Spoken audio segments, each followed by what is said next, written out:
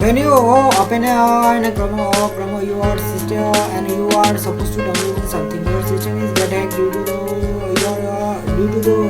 at the moment your system is get hacked and you are get stolen by someone or get scammed by someone. If you are secure at that moment, you will save yourself. So watch this video until then. You can know my channel. Contact now. Subscribe the short for more short video. When you open it and you show your pops up, you click the allow button at the process you are at the moment you one click if all the bank and the system is related to your one email.